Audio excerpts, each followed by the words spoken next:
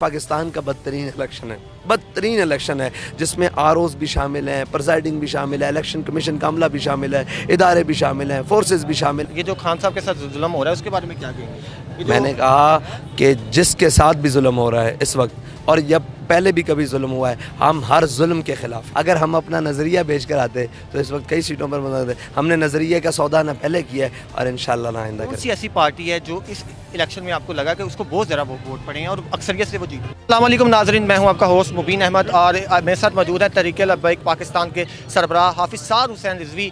ये भी कहते हैं कि मेरे हक़ पर भी डाका डाला गया है, इलेक्शन कमीशन ने डाला है। आज पंजाब असम्बली हाल के बाहर मौजूद हैं हम, यहाँ पर इन्होंने रैली भी निकाली और यहाँ पर इन्होंने खिताब भी किया। सर बताइएगा, क्या आपके वोटों पर भी डाका डाला गया? जी, कौम के वोटों पर डाका डाला गया। मेरे वो कहाँ से हैं? वो तहरीक लब्बैक पाकिस्तान के वोट हैं। देख रहे थे पूरी कौम के हक पर डाका डाला गया। देख रहे थे रात को कि आप अटक से भी जीत गए, काफ़ी ज़रा सीटें निकाली हैं आपने, सुबह उठे हैं तो आपकी सीटें गायब।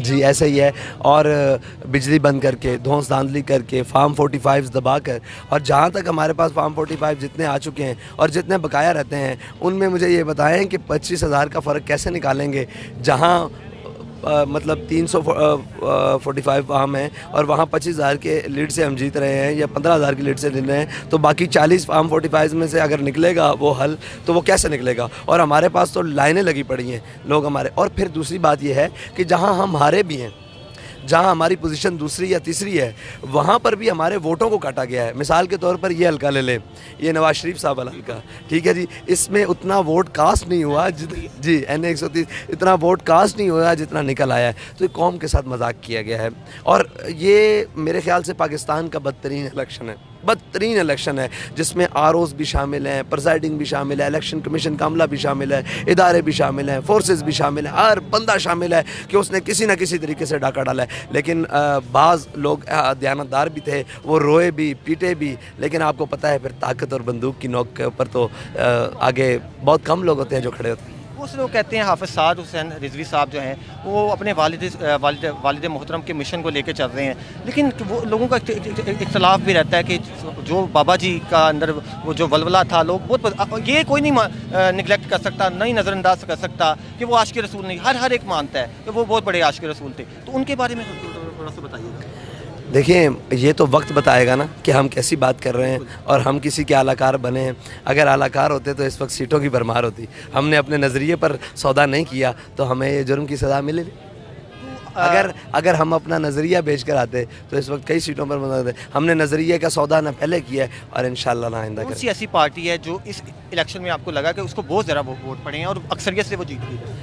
देखें, हम तो ये समझते हैं कि हमें वोट पड़ा है।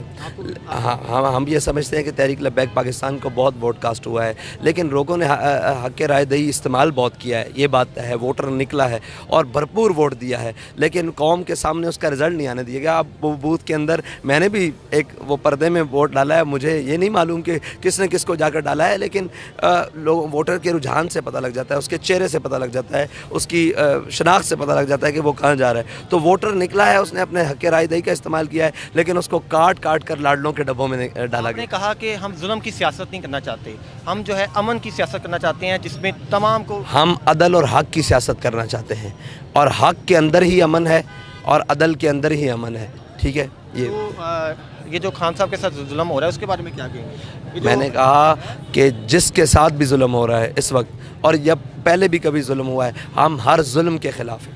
तो कोई पैगाम देंगे या क्योंकि लाखों चाहने वाले हैं आप? मैं ये कहता हूँ कि मायूस नहीं होना।